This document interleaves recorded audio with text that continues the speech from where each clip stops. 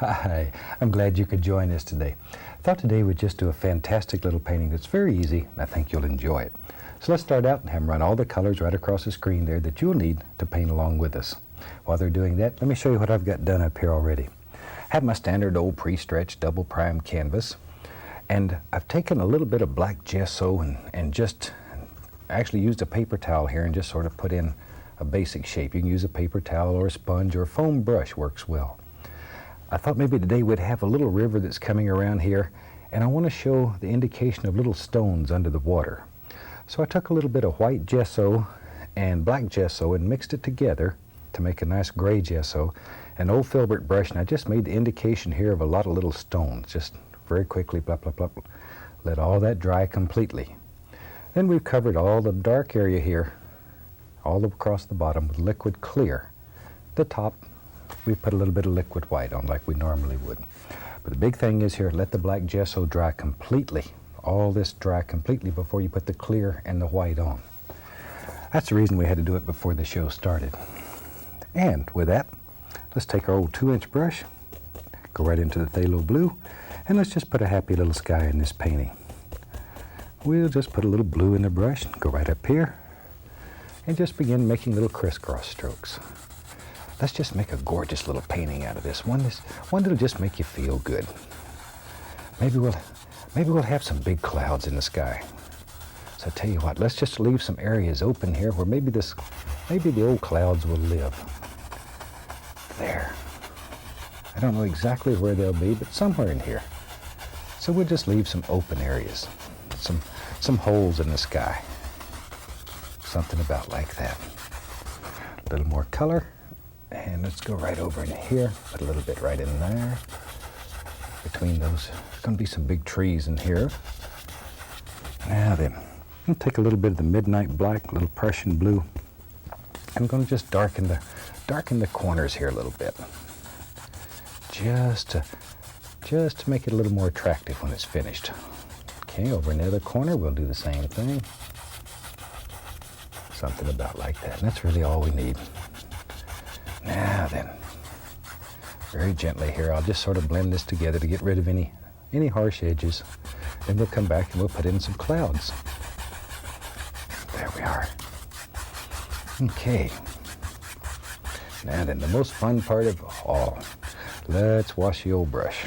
I like to wash this brush. It's a lot of fun. There we go, shake off the excess. And just beat the devil out of it. There. Now then, I'm going to go into a very small amount of the alizarin crimson. Just a very small amount. I want these clouds to have a little pinkish hue to them. So we'll take a little of that crimson, go right up in here, and very lightly in this area, I'm just going to put a little crimson, just so it'll show through when we put the clouds in. There. Something about like that. Okay. Now then, shoot, we'll just use that old big brush. It's working pretty good for us. We'll tap in a little titanium white, and let's start up in here and just begin putting in some basic cloud shapes. Just titanium white, that's all we're using here.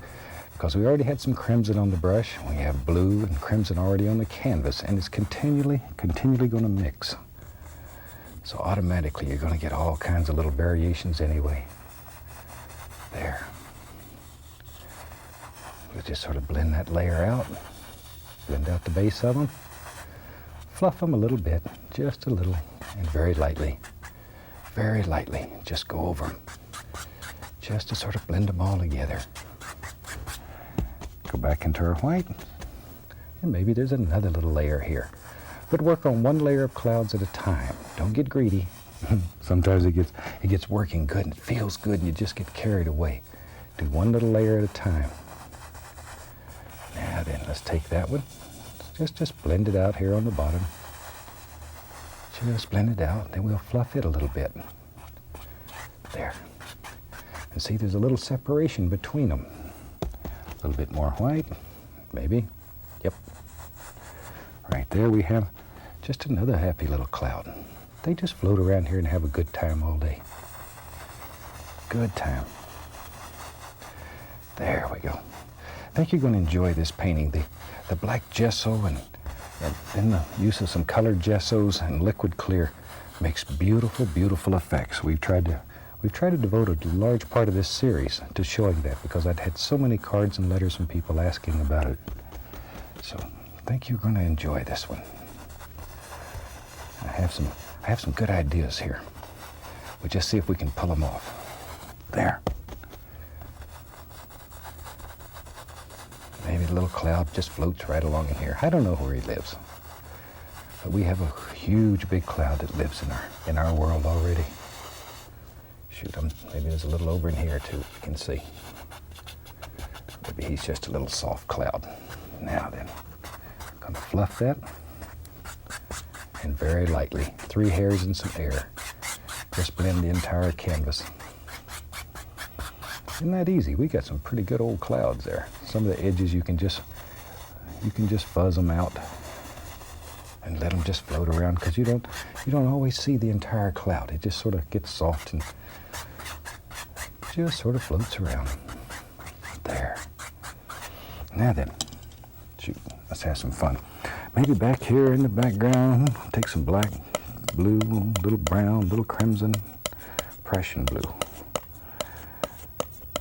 Now, I don't want this to be very dark, so I'm going to take some white and mix in there. I'm going to paint a little mountain. I think it lives way back in the distance, far away.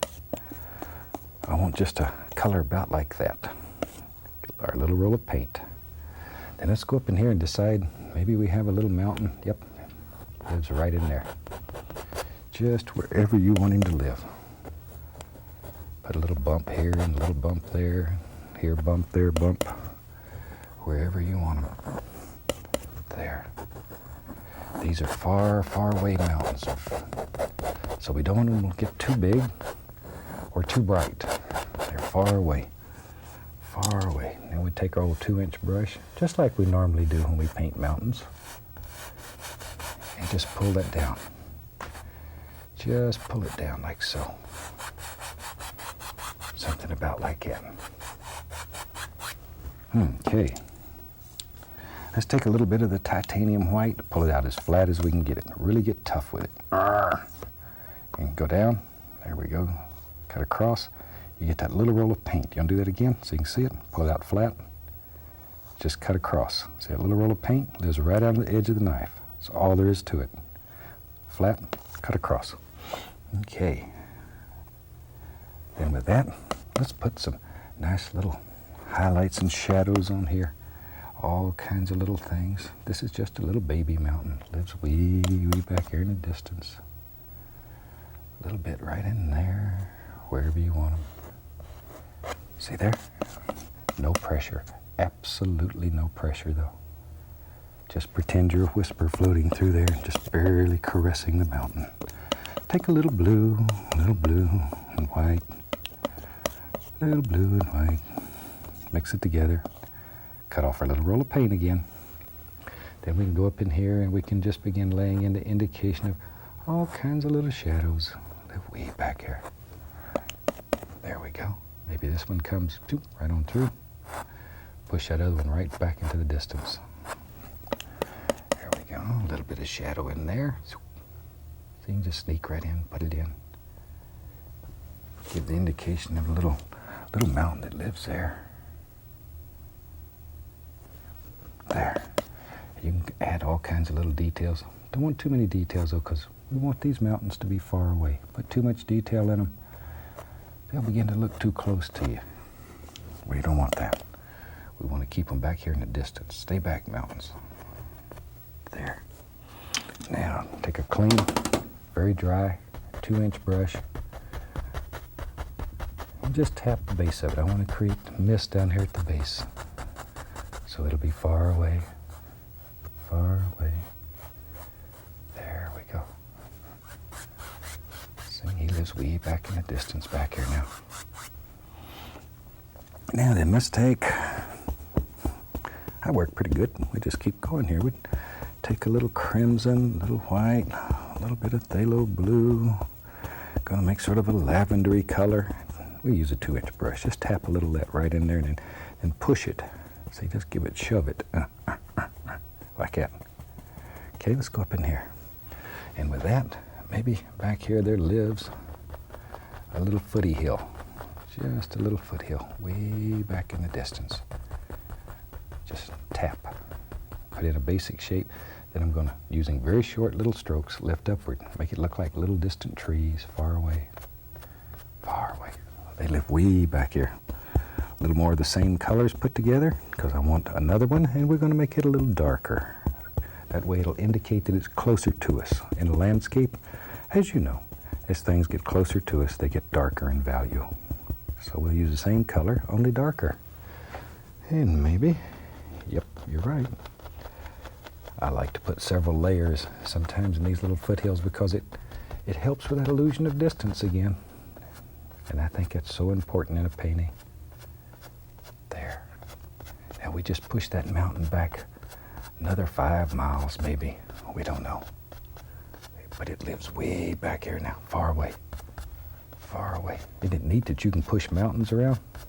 You can do that. You can do that. All right. Maybe we'll put some nice trees right in here. And for that, let's use, clean off a spot to work. Black, Prussian blue, alizarin crimson, phthalo green. I like phthalo green in trees sometimes. There we go. Nice dark color. Let me wipe off the old knife. And maybe today let's use the old fan brush. What the heck? Load a lot of color in there. A lot of paint. We're going to put, maybe there's some evergreens that live right here. You have to make a big determination. Some of them are about that tall, some are short, some are big, some are little. There we go. A little mountain reminds me we were in Mexico City here a while back, and there was gorgeous mountains around Mexico City. Popo and all kinds of mountains. They are gorgeous. And until I went there, I never realized Mexico had so many mountains. And, you know, our program is playing in Mexico and many, many other foreign countries now. And I want to share with you some of our instructors there and some of the fantastic things they're doing. I've got a couple of photographs here. First of all, let me show you this. They took us out on a boat to the floating gardens to paint the floating gardens. And this was Bob here getting ready to go out on a beautiful boat. They had really decorated it nice. And a lot of fun out there. And here's Annette with some of her instructors. And that fuzzy-haired guy thanks me. And good-looking gal there on the right is Lulu. And the other young lady's a good friend of mine. Her father works with us. There. I'm just putting in little trees while you watch this. Here's Annette with some of her instructors. We have certified instructors in Mexico now that are, they're doing gorgeous paintings. Just gorgeous. And they can really paint. Annette has really, really done a fantastic job working with them. And now they're sharing the joy of painting with many, many people all over Mexico. And we really thank them for that. It's a lot of fun. There. I'm going to get to go to Mexico again very soon and spend some time with some of the most fantastic friends. There. See there? But we're just putting in all kinds of little trees. That also helps give the illusion that those mountains live much farther back. We just keep pushing things farther and farther back in this painting. There we go. There. See there? But all we're doing here is just tapping downward, real easy. Sometimes you can pick out a little tree or two and just give it a little sideward pull. It makes it look like little limbs sticking out. I wouldn't do it to all of them because they're too far away. Too far away, and you'll earn that illusion of distance. But a few here and there makes it sort of interesting. All right. Now then. Okay, let's have some fun. Let me find a clean brush. There's one. I got several old brushes going, so I don't have to spend every minute of my time just washing brushes, because it's the fun part. Take a little bit of phthalo blue here. Now then, let's take this phthalo blue. It's very transparent, and paint right over the top, because we have liquid clear here, so it's slick and wet, and we can do that. Let's paint right over the top of the water. Watch what happens. Watch what happens. Isn't that fantastic? All of a sudden, we can see through the water. We can see right through the water. But you have to use a transparent paint. And phthalo blue, Prussian blue, both are very transparent. There we go. See there? Isn't that sneaky? I used to work so hard to try to create the illusion of rocks and stones underwater. Now, when we put a few ripples on here, it'll look even better. But that easy. That's really all you have to do. All you have to do. Okay. Boy, that's a gorgeous looking little stream. I might take at least a little touch of phthalo green too and add in there. Okay. Now then, maybe in our world, wipe off the old fan brush here. It's got some of that dark tree color, and I'm going to yellow. And maybe in our world here, we have a little bit of nice green little grassy areas that grow back there. Okay, so let's go up in here. And we can do that by just deciding where they live and giving a little upward push. Little upward push. And it goes way back in here. Like that, see? And you can lift it upward if you want to make it look like little bushy things here and there. Just all kinds of little things. And in your world, you create any kind of illusion that you want.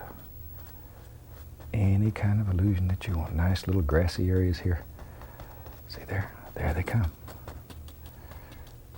That easy though. Okay. Now maybe we have a little dark sienna, a little white, and with that we'll make a little brown color, maybe a little more of the dark sienna in there. Yeah. Let's come in here, put the indication of some land right under this. See there? That easy. Maybe it goes way back in here somewhere. I don't know where it goes.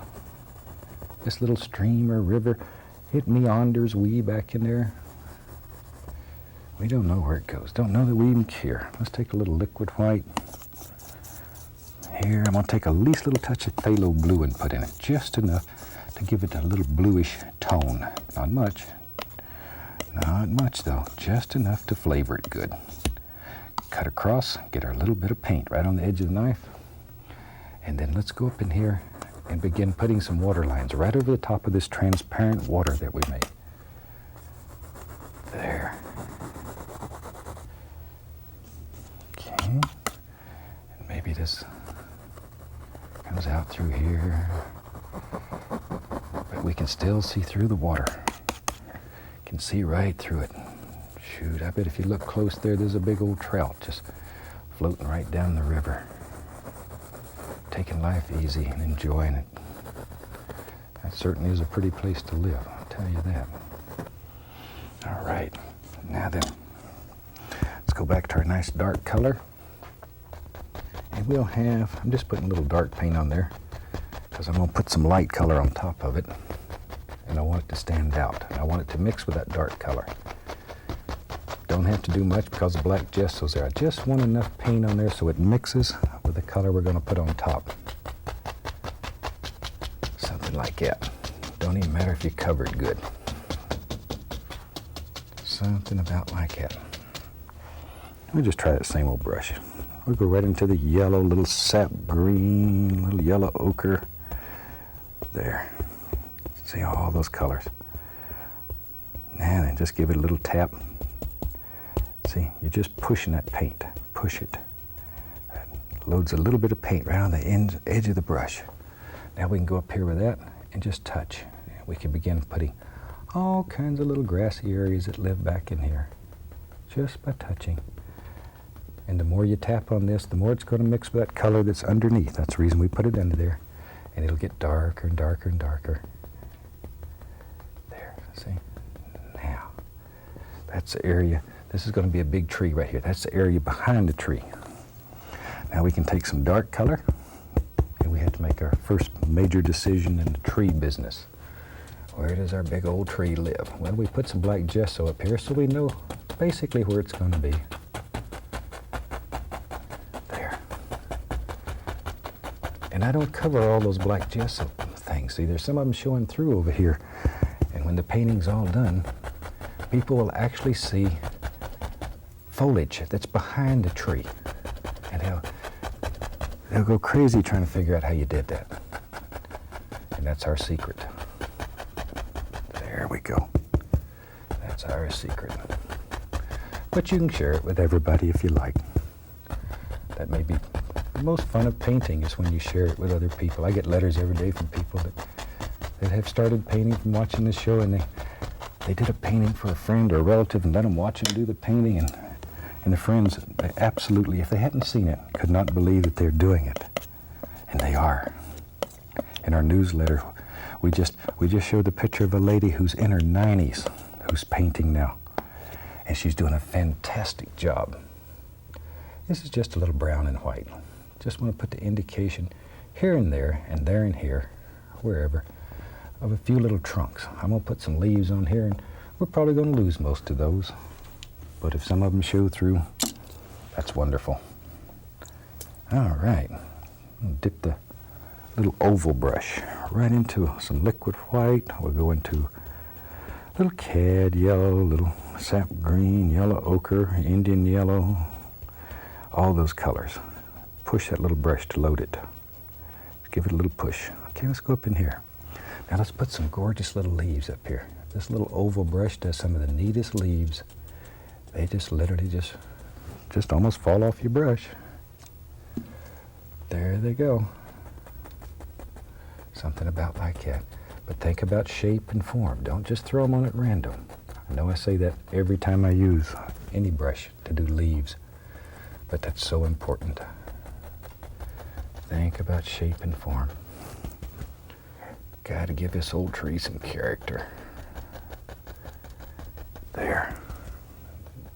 Down here we let him get darker and darker and darker. We need those dark shadows down at the bottom to give him depth. There. A little bit over in here. But doesn't that make some beautiful shapes for your trees? And it almost happens automatically. Almost automatic. A little oval brush is really neat.